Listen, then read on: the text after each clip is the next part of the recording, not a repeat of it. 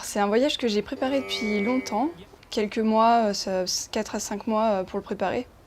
Donc je me suis déjà renseignée sur un forum avant.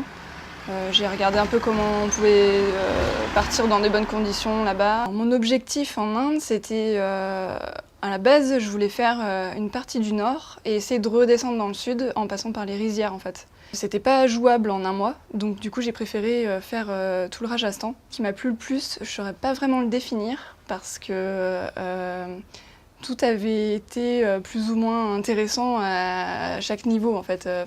Il y avait toujours quelque chose de surprenant dans chaque ville. Yo, this is Yo Yo Yo Yo Yo Yo. This is a song by Chandu Baba, a rap song. Enjoy it, bros.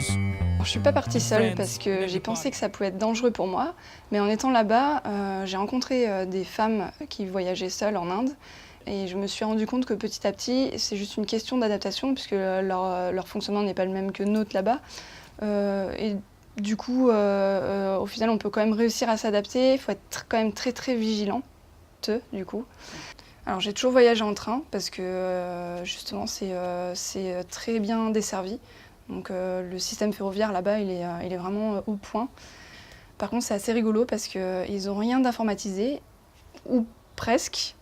Et pour retrouver son nom sur les wagons des trains, c'est des fiches imprimées en fait avec les noms et les places assises. Donc il faut chercher son prénom et son nom sur les portes des trains. Donc là c'est assez phénoménal parce que quand tu es un peu en retard et que tu dois prendre ton train, c'est un peu la panique quoi.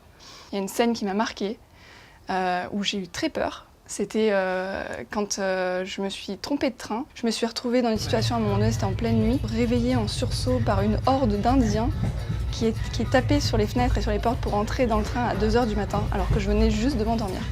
Et là, j'ai commencé vraiment à avoir peur parce qu'ils sont tous rentrés dans le wagon à l'affût et en criant, en parlant. Aucune personne parle anglais et j'étais vraiment apeurée. J'étais dans mon sac de couchage comme ça et j'attendais de savoir comment ça allait se passer. Et en fait, les gens étaient juste pressés de pouvoir rentrer dans le wagon. J'ai aussi utilisé le tuk-tuk. Donc, tout le monde doit plus ou moins connaître le tuk-tuk. C'est la petite voiturette à 3 roues qui sont vertes et jaunes là-bas en Inde. Il y en a d'autres couleurs bien sûr, mais les plus connues c'est celle-ci et c'était assez rigolo. T'as ramené des souvenirs?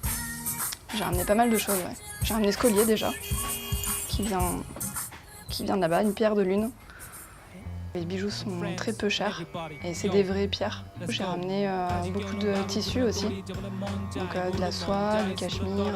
C'est vraiment un endroit où justement tout est peu cher, donc très accessible. On vient avec un petit budget, c'est tout à fait accessible.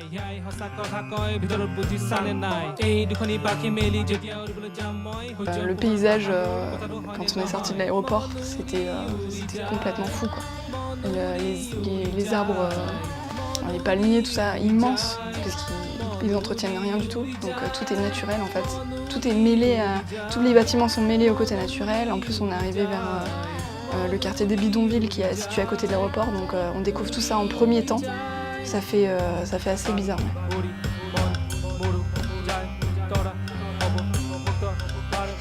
Tu sèches.